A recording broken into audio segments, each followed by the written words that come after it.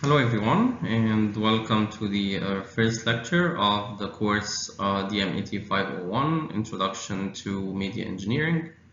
My name is Saif Al-Dawlatli and I will be with you on this course.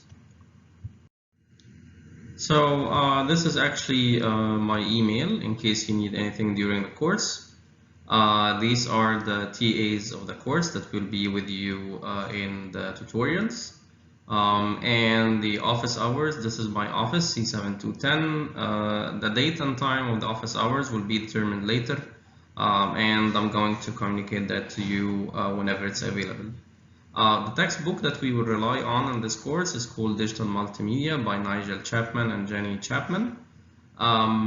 You will need actually this textbook most probably if you would like to read more about the topic or if there is something that's not clear in the lectures. Otherwise, the content that we give you in the lectures and tutorials should be actually sufficient for you to grasp the main idea of the course.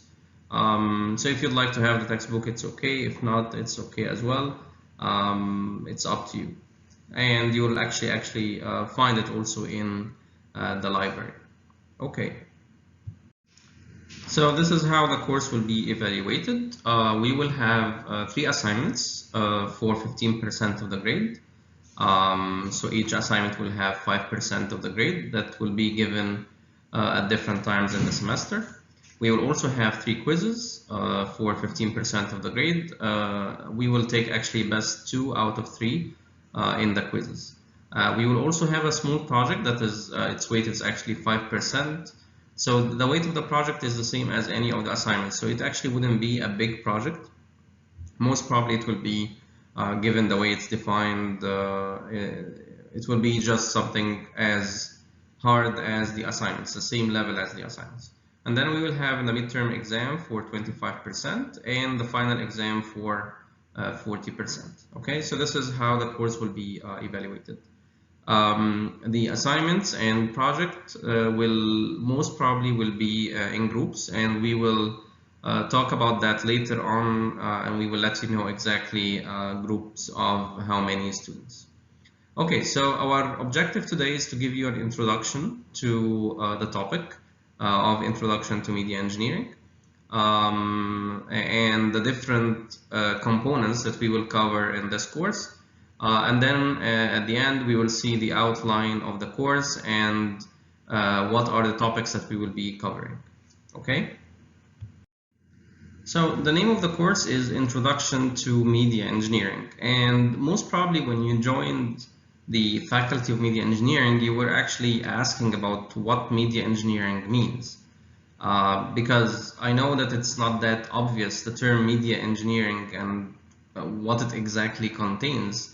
So probably all of you know that in this Faculty of Media Engineering and Technology, you will be teaching things related to computer science or digital media engineering. So what is media engineering? Probably you had this question at some point. So in this course, we are going to give you an introduction to the field of media engineering, the different components that make something or make a discipline to have that name, the name of media engineering. So first of all, what do media mean? So probably you know what engineering is, right? So now what is media or what are media? So media, the word media is the plural of medium. And the term medium represents the means by which information is conveyed. So for example, if you have a piece of information that you would like to convey to someone, like for example, a story, okay? One way to tell someone a story is to write it down. So this would be text. You can actually also represent that story in the form of images.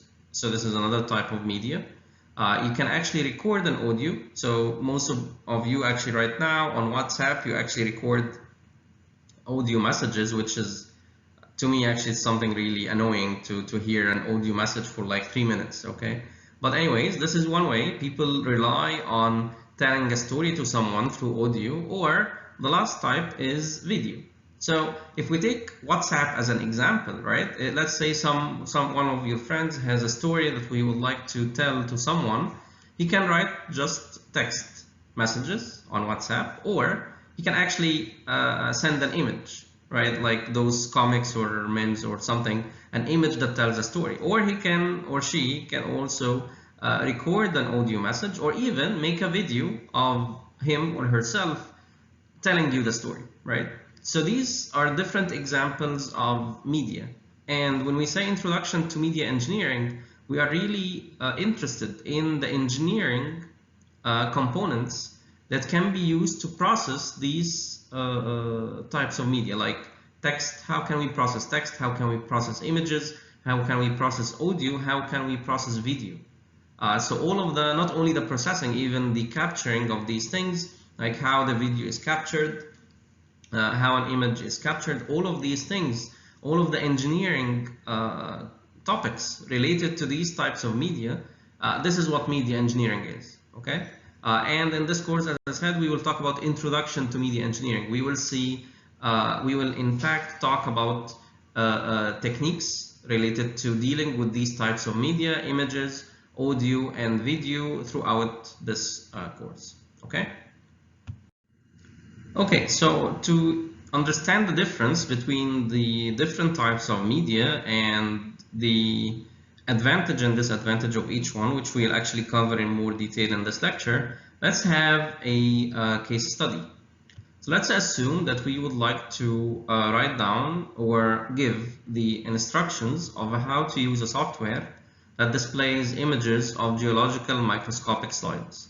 So assume that you have a sample from a rock, and the people who work in geology, they normally would like to analyze or look at those samples under the microscope. So they take samples or they take small parts of those rocks and put them on slides, and then put those microscopic slides under the microscope.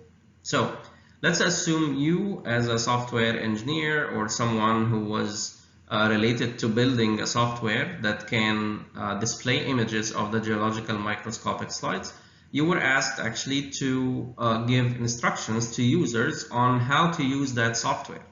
That software will allow the user to look at those microscopic slides. So one way to do that is just through text. So if there is a manual with the software, then, for example, this is one function that is done via that software, which is measuring angles. So you have a piece or a sample, and you would like to measure the angle between two lines. So this is how you will actually tell the users how to measure the angle in text. So it says here you can measure the angle between a reference point and some other position using the crosshairs and the angle readouts. So these are things that are related, that are actually part of the software. And these are the steps. Step number 1, click on the button with an upright cross on it to show the crosshairs. This will cause a new button labeled set to appear, and so on, blah, blah, blah. So these are steps that anyone can follow to measure an angle, right? Now, you see here lots of text, which might be confusing, and someone might not be able to associate what's described in the text to what's in the software. For example, here it says click on the button with an upright cross. So maybe someone would be confused, or what is that button or where it is.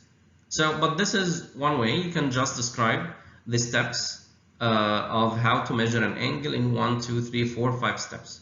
Now, another way is to describe the same thing using an image. And maybe the image will be more descriptive in this particular case, because the user who's using the software will have a graphical user interface on the computer screen that would supposed to be used by this person, the user, right? So for example, here it says click on the button with an upright cross plus. So here you see, like, you can describe this step as shown in this image, like here, giving a circle around the crosshair. This is the button that the user is supposed to click on, and let's assume this is a symbol for clicking on something. And then it says here this will cause a new button labeled set to appear. So if you look here, there was nothing, but now in the next image we see this button which is called set. Okay, so now the steps are translated into images, and those images are taken from the actual software that the user will use. So this might be actually easier for the user to be able to interact with the software.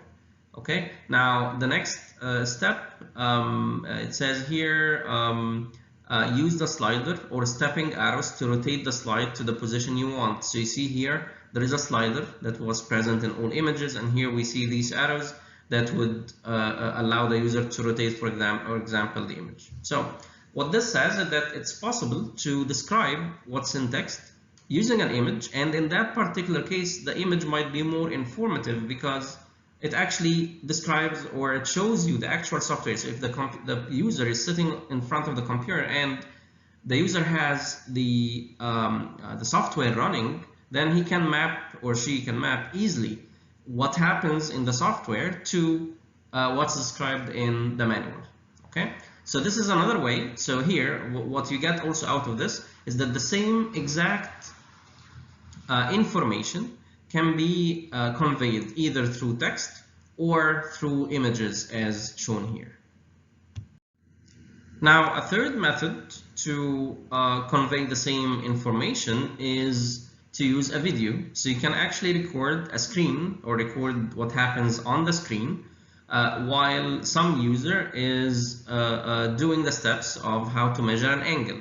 Like the same steps that we saw on the previous slide, the person can do those steps in sequence. So a video could also describe, you can imagine that you can have a video for every function. So measuring the angle, there could be a video for it, so the user can go and play it and see how to do this step. Something else also that appears in software, which is a tooltip.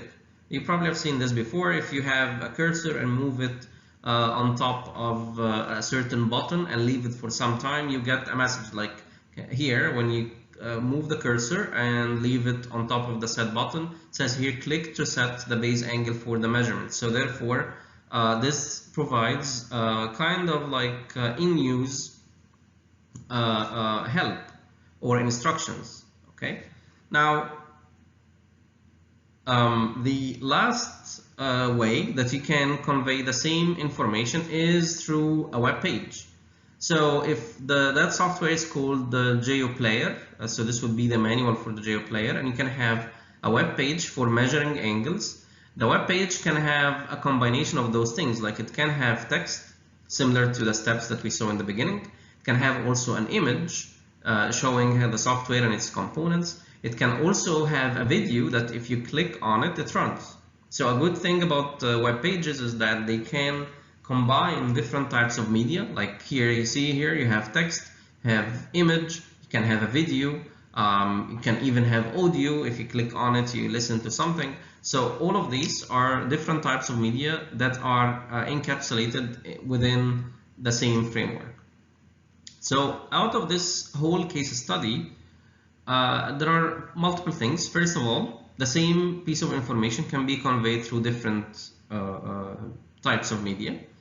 There are things that combine different types of media, like a web page. Okay, depending on the function that you would like to describe, one type of media could be better than the others. So as we said here, an image could be informative, a video even can show you the sequence.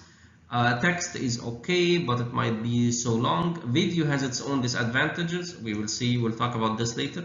But anyways, there isn't actually one type of media that's better than the others. It all depends on the application, what exactly you're trying to do. For example, and actually it also depends on the user. For example, some users might prefer the text instructions rather than using images or video, because they might feel that the text, they can read it, they can stop at any time, they can come back to it later. So a text is something that it's under their control and they can think about when they read it. But an image or video, sometimes you don't have control over, like for example, if the images are confusing. For instance, if you remember the example we had in the previous slide, we said that the exclamation mark could be the button for clicking, or the symbol for clicking on a button. What if some user doesn't know that or forgets about this? Then the images will be confusing. Okay, so anyways, it depends on the user, it depends on the type of media that's being conveyed. All types of media are being used and each one has its own advantages and disadvantages, which we will cover in the next part of the lecture. So in general, there are two types of media. There is static media and there is time-based media. So what's the difference between static and time-based? Static media represent those types of media where there is no change with time. So for example, text, once it's written, doesn't change with time. Still images, once they are captured, they do not change with time. Just the image stays the same forever. Time-based media represent things that change with time, like animation, video, and sound. Sound itself is considered to be like a signal that actually changes with time. So when someone has a loud voice, the signal will be high. When they have a faint voice, the signal will be low. Video also, what is video? If you think about what a video is, so you have, let me describe this here. So let's assume you have a frame like this frame. This is supposed to be the video frame, okay? Now, let's assume as a simple example that this frame is divided into columns and rows. And this is actually how images are described. So in that case, this frame has 4 rows and 5 columns. Now, what would be a video? A video would be that at a certain time point, this location would have a certain color. And then that exact same location, after some time, will have a different color. So let's imagine a situation where you have, let's assume this. We have an object here, okay? This is an object. This object is a red object that's covering 2 by 2 locations in that image, okay? Now, when the video starts to run, that object is supposed to move to the right, okay? Which means that at the first time point, this is how the object is located. The next time point, if that object is moving to the right, then let me use a different color. It's supposed to be here in that case. So this is the new location of the object. Now, if you think about the value that we have in this location, okay? Initially, it was red, okay? And then when in the next frame, when the object moved to the right by 1 step, now this red has been converted into white because the object has moved. So if you think about it, the value that you have in this location is changing with time. Initially it was red, after some time it becomes white. Now let's assume afterwards another object moves in that is that has a color of green, so that pixel or that location, we call it a pixel, that pixel will change from white to green and so on. So video is, and animation likewise, they are considered to be changing with time. So every location is actually changing, or the color in every location is changing with time. Same thing about sound, okay? So for time-based media, time is a dimension with which information varies, meaning that without time, animation, video, and sound do not exist. So imagine that we do not have a change across time, then a video would be just an image, a single image, because it doesn't change with time. Sound actually wouldn't even exist, okay? So this is the difference between static media and time-based media, okay? So the next question is which medium to choose. So if you have a certain piece of information I would like to convey to someone, should you choose text, choose an image, choose an audio or video? Which one is better? So actually each type of media or each medium has its own strengths and weaknesses, and this is what we would like to focus on right now. So if we start with images, there is a saying that says an image is worth 1,000 words, meaning that with an image you can describe a piece of information that might take about 1,000 words to describe, and you will describe it just with an image without even writing all that text. So let's have an example. Let's assume I'm telling you that I want you to, we would like to convey to someone a piece of information that says that nothing is impossible, okay?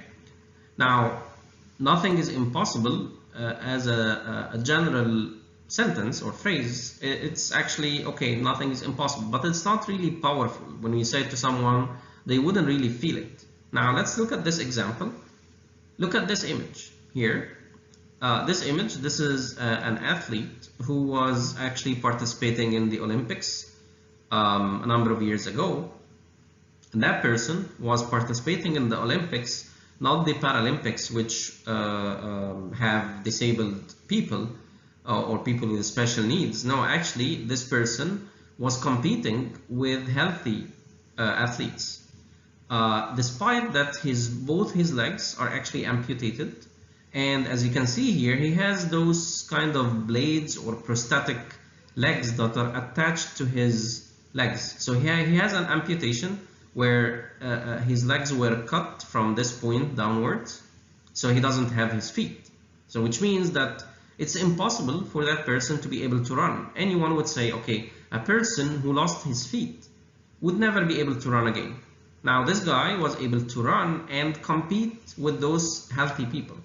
Okay, now when you look at this image and you see it, just look at it, you get the feeling that nothing is impossible, which is much better than just repeating this nothing is impossible. If you repeat it like 1,000 times, it wouldn't give the impact that this image is giving. Okay, so that's why we say an image is worth 1,000 words, because this image is much more powerful and gives you that strong message that really nothing is impossible, that this person was capable of running and competing with healthy athletes. Okay, now the thing is, when trying to explain how something works, it might be better that text should be used. So like if you're describing that, okay, to do something, do 1, 2, 3, 4. Like going back, you remember, to the initial case study where we were describing how to use a software. As I said, some users might prefer to read text than seeing images, because those images might be confusing a little bit. They might have symbols that they are not aware of. So in that case, text would be better. So in some cases, if you're describing how something works, text would be better. But if you'd like to convey a general concept like a message, then in that case, image would be much better. Okay. So what you get out of this is that it's not a general rule that is always an image is worth 1,000 words.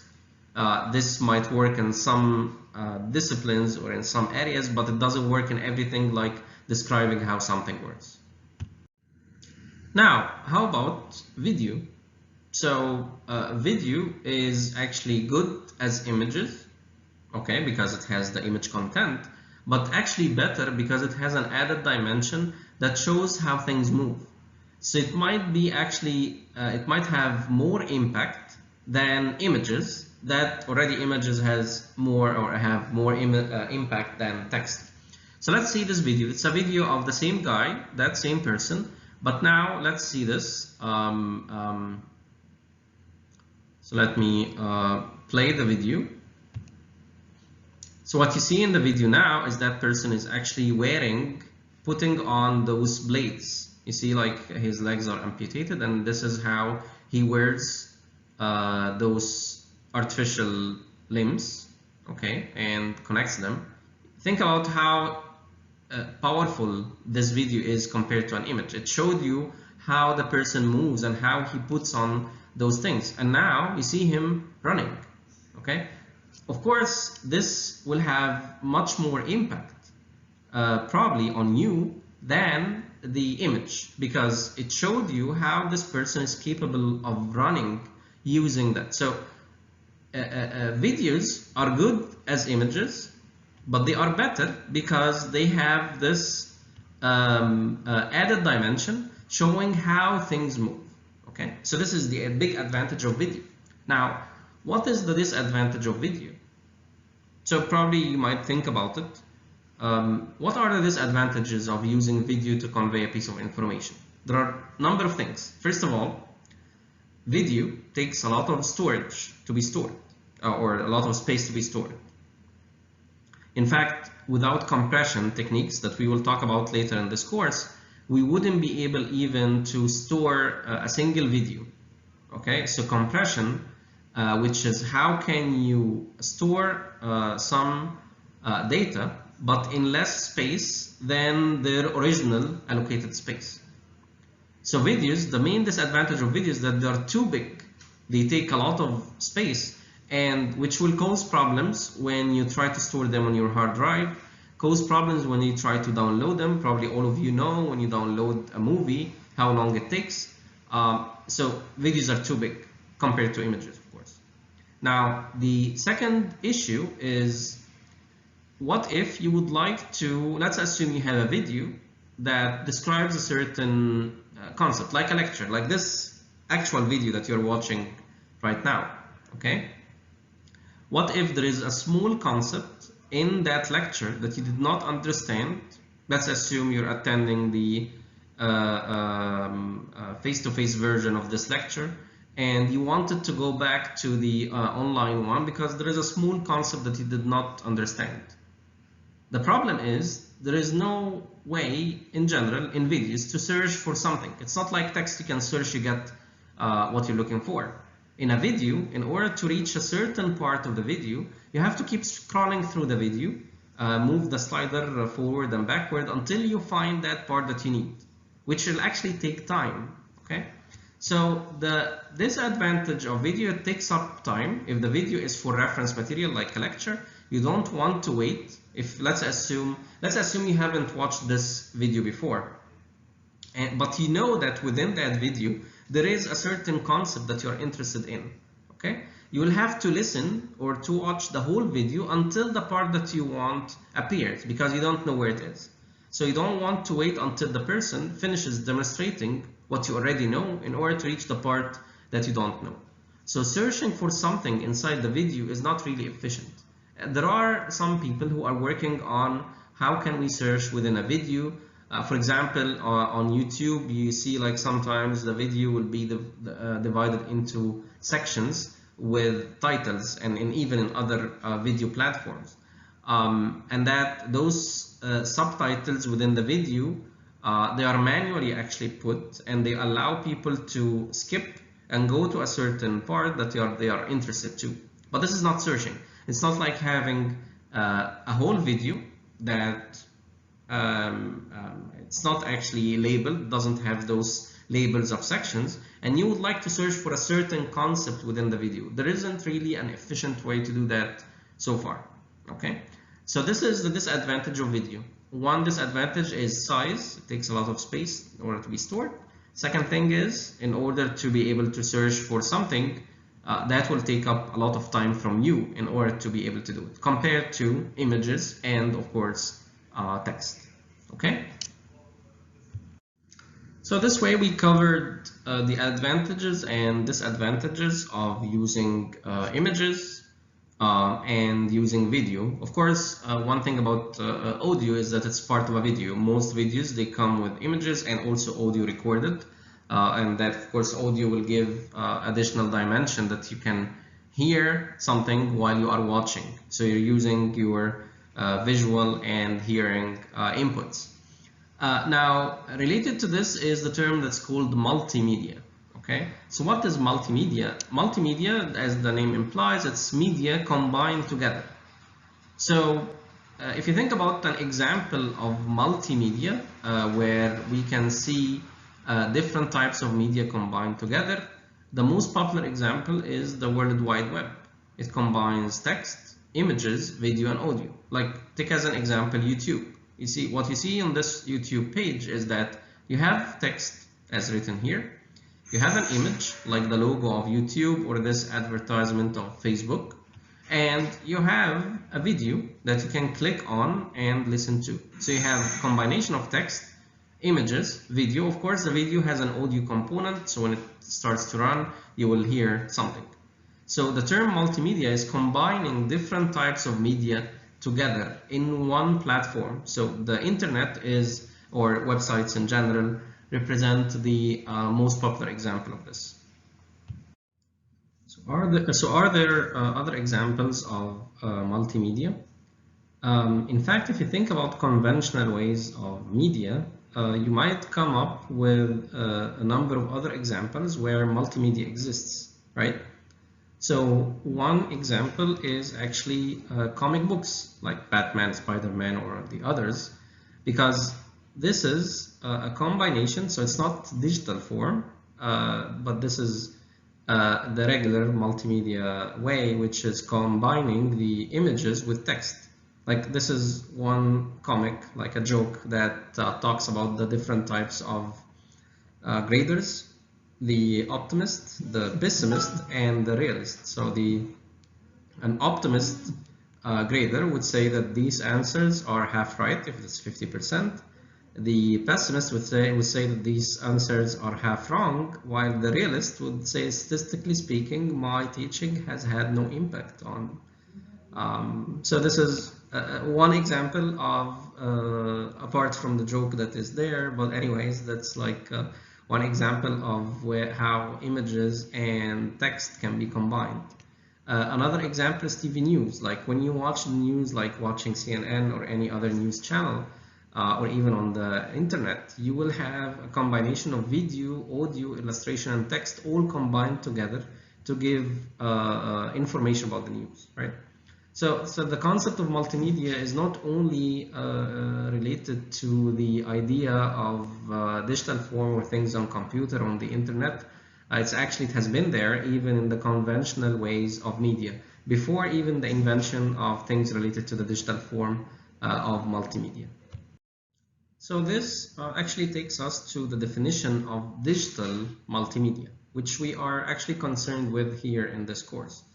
Digital multimedia is distinguished from conventional media by the fact that bits that represent data can be manipulated by computer programs. So if you have some form of media that is actually represented in digital form, meaning that represented in bits on a computer, then this is what's called digital multimedia. Compared to conventional media like newspapers, for example, just like paper, it's like a physical thing, it's not stored in digital form, okay? Now, what are the differences between digital multimedia and the conventional ways? A difference between conventional media and digital multimedia is that the intention of the creators of conventional media is to experience it linearly, meaning that experience it as a single sequence from the beginning to the end. For example, if there is a book like a novel, for example, the author or the writer of the novel is actually writing it knowing that readers, when they are going to read that novel, they will read it from page 1 till the last page, going from the top line to the second line and so on, as described here. So this is meaning that we are actually experiencing that type of media in a linear way. Linearly here refers to going in sequence, okay?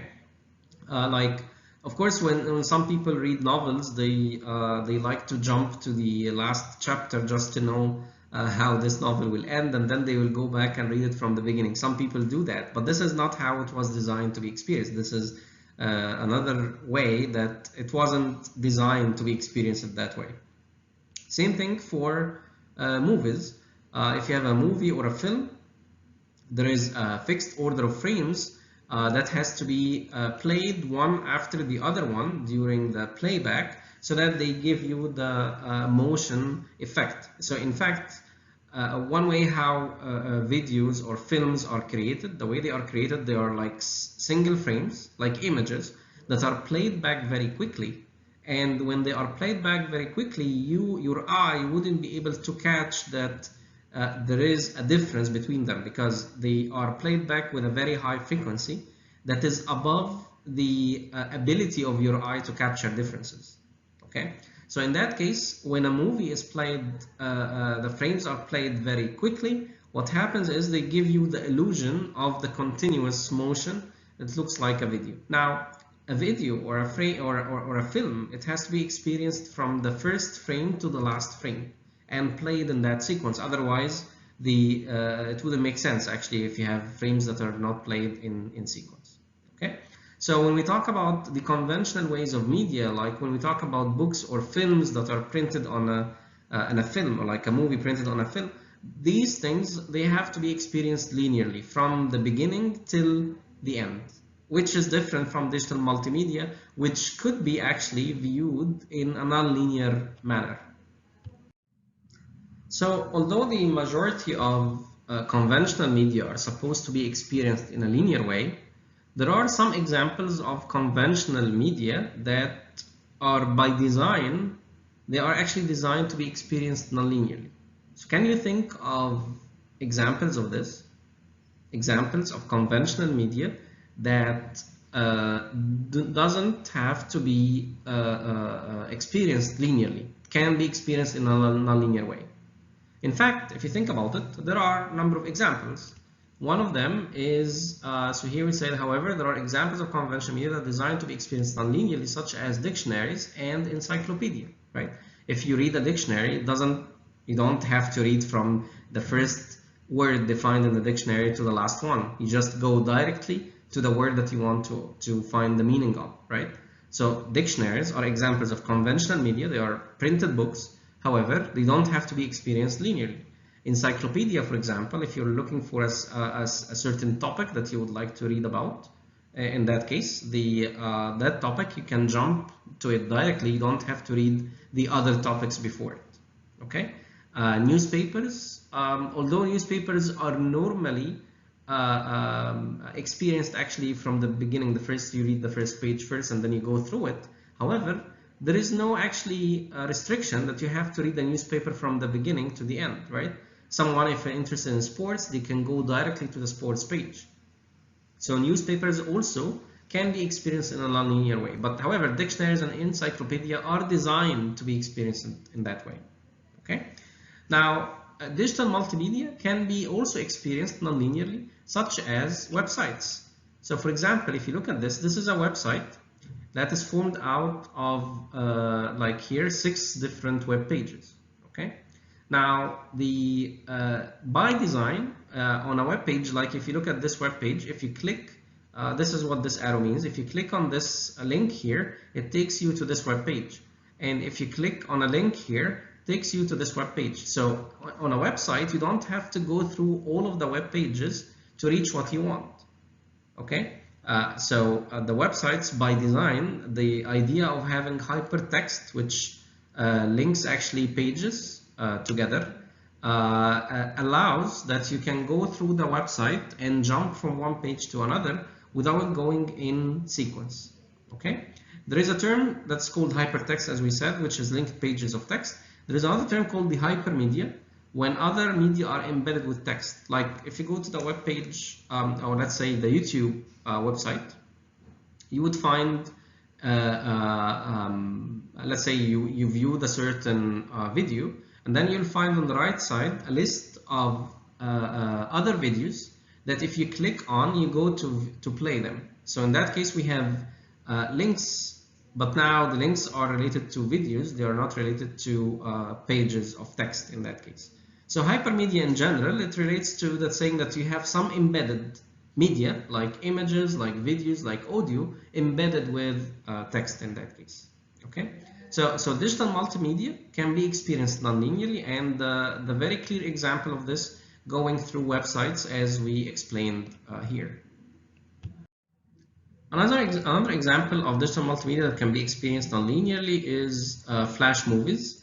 In flash movies, jumps between frames controlled by interactivity, meaning that the user can jump from one frame to another through an interactive interface. In addition, independent movie clips can play in parallel. Like if you have, we will talk about flash later on in the course, but if you have this movie and this movie, these are 2 flash movies that are played in parallel, meaning that these 2 frames are played in parallel with these 2 frames. The other thing about digital multimedia, the other advantage is that digital multimedia can interact with other sorts of data and computation. For example, entering a term in the search box of a website. This is one big difference between digital multimedia and the conventional ways of media. Conventional ways of media, the way the user interacts with the newspaper, for example, or a book, is just by physically flipping pages, but cannot modify, for example, this, or cannot enter any content. However, when we talk about digital multimedia, it allows more interaction between the user and the website. For example, if you have a search box, you can search for some word and then you get the results of that search. So therefore, there is more interactivity when we deal with digital multimedia than conventional ways of media. The most popular example of interactive multimedia is computer gaming, right?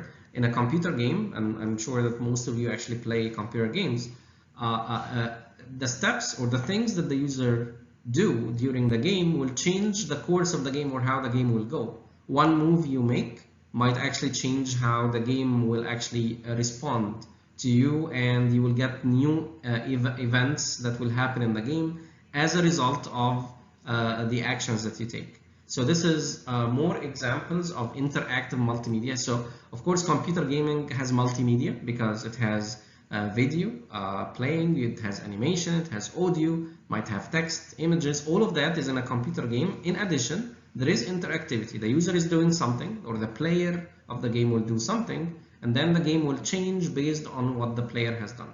Okay, so this is another example of digital multimedia. And of course, when we talk about gaming, it's always experienced non-linearly, because you can think of how people create games.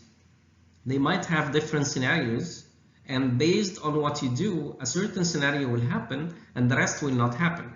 Okay, so if someone is playing a game, for example, to move a character from one point to another, and then while the character is moving there is an obstacle, or there are actually two paths. Let's assume there are two paths. So the character that you're moving is supposed to think if it should move to the path number 1 or path number 2. So here, if the character goes to path number 1, then we will have a different course of events that happen through the game than if he goes to path number 2. And this is a non-linear way, because once the character goes to path number 1, path number 2 will never be executed. Okay, so it's not like everything that you have within the game has to be experienced sequentially. Okay, so this is first difference. So first difference between digital multimedia and conventional way is the ability to be experienced non-linearly, the ability of the user to interact with the digital multimedia. Now let's talk about the digital multimedia development and how this field has developed over the years. So compared to other forms of media such as films, the digital multimedia is still immature.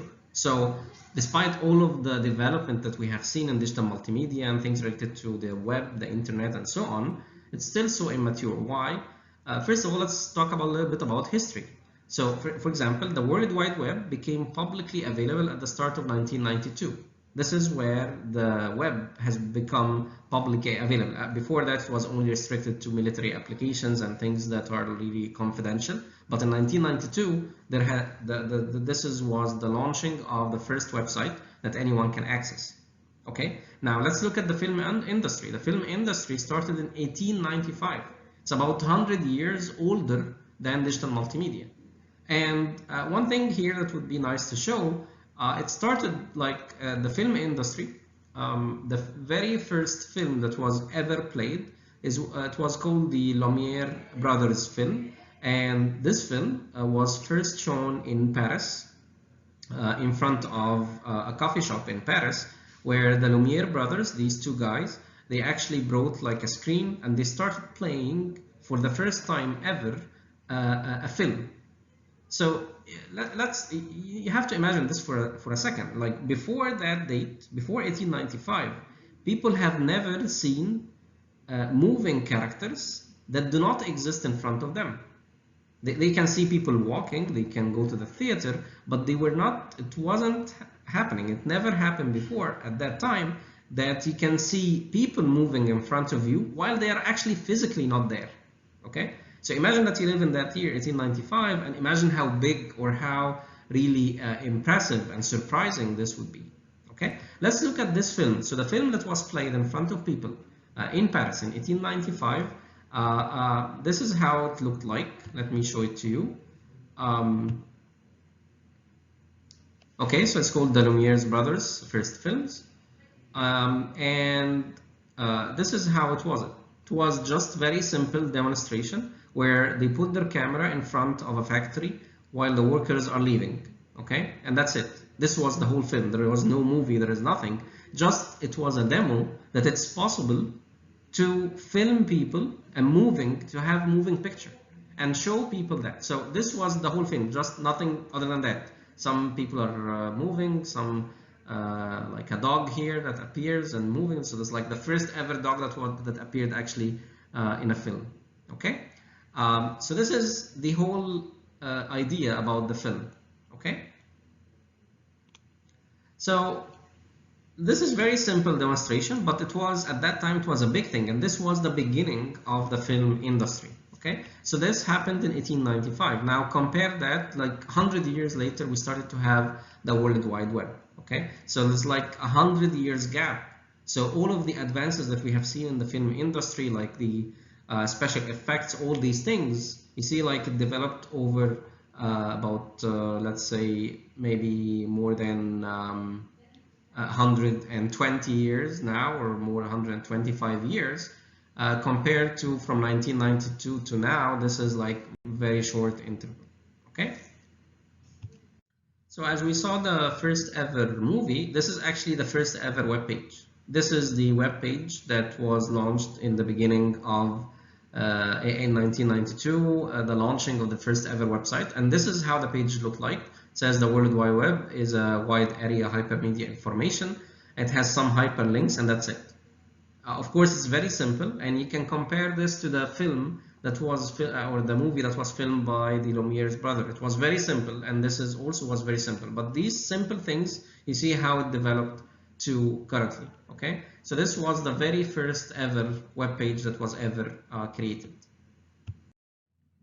Now, the evolution that happened in digital multimedia was actually somehow inspired by what happened to the evolution in the conventional ways of media. So we say here that the way established media was translated to new forms is the same in digital multimedia as in conventional multimedia. So for example, if you look at this, this is like a CNN website, and you can see here it has some headlines, it has some images, and maybe videos. Okay, now this layout, having images with headlines, it's very similar to how a newspaper, an actual newspaper, a printed one, looks like. The translation of the newspapers into news websites looks like the news websites adopted the same layout like the newspapers, with one addition, that you can now play videos on a news website. This wasn't, of course, possible in a printed newspaper.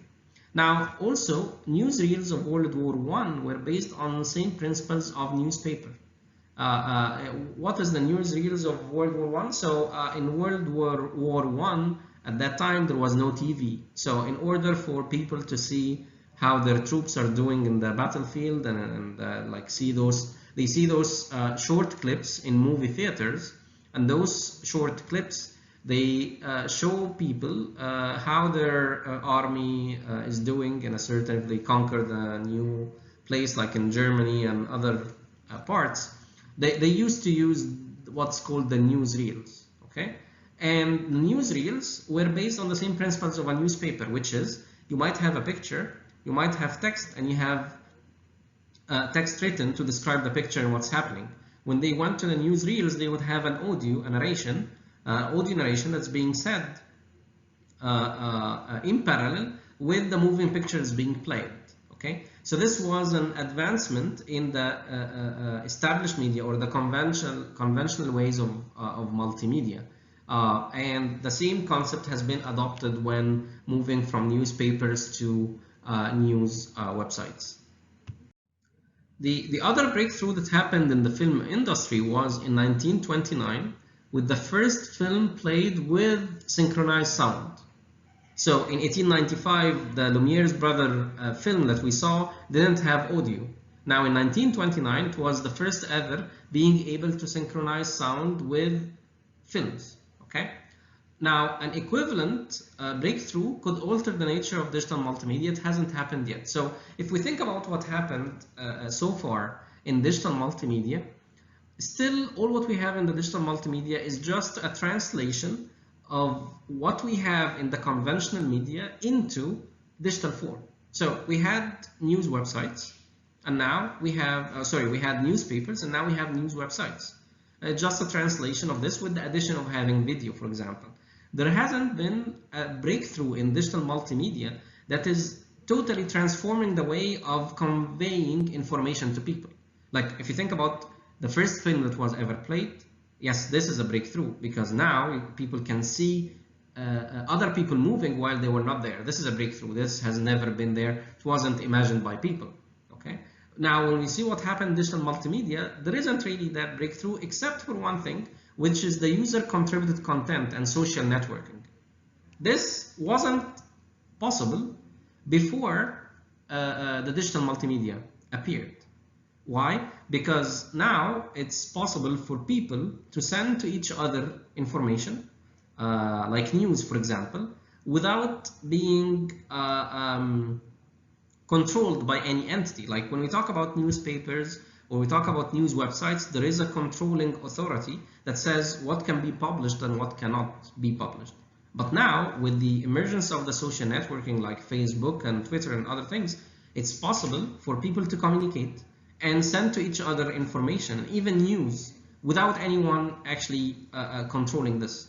And the other thing is what is called the user-contributed content, which is if you have a website, if you have a newspaper, no one can change what's in the newspaper once it's printed, right? So users here are just people who receive information. They just read what's being told, right? Now, when we talk about user-contributed content, which is that the users are actually contributing content to the information that's being conveyed. Like one thing, for example, one example is Wikipedia. People can go and edit and propose changes to the website related to any piece of information that's being put on that website. So the users are contributing actually to the content. Same thing about Facebook, Instagram, Flickr, YouTube, all of these. YouTube, for example, the user contributes. The users actually put videos. So in that case, this is actually a transformation. This is a breakthrough that now users are not only recipients.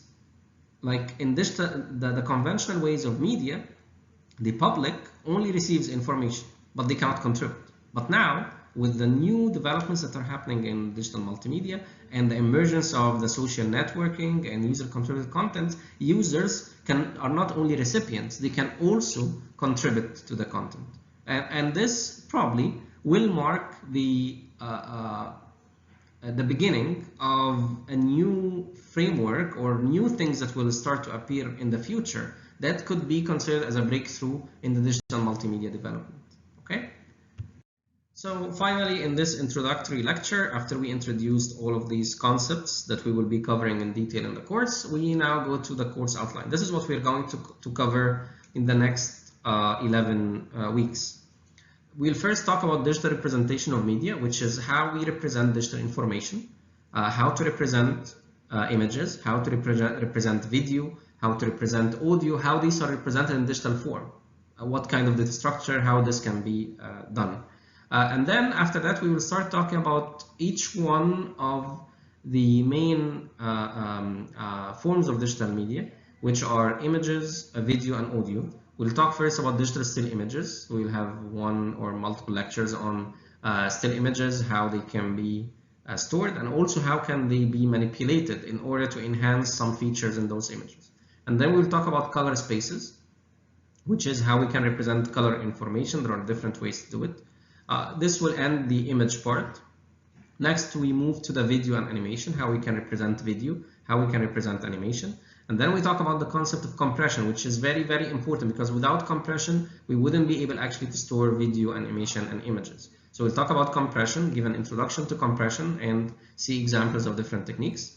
Next, we move to audio, how we can store audio, how we can manipulate audio to enhance some features. And then we have a variety of other topics, like talking about 3D representation of objects, hypermedia, visual design. Visual design is how we can design something that would be visually appealing to the users. And finally, multimedia and networks, because with the having the different forms of multimedia, they are actually transformed or actually sent and received through networks. So we have to see how computer networks can be used to handle multimedia. Okay, so this is the outline of the course. These are the concepts that we will cover in the next 11 lectures. That's it for today, and in the next lecture we will start with the first topic, which is digital representation of media. All right, thank you, and I'll talk to you soon.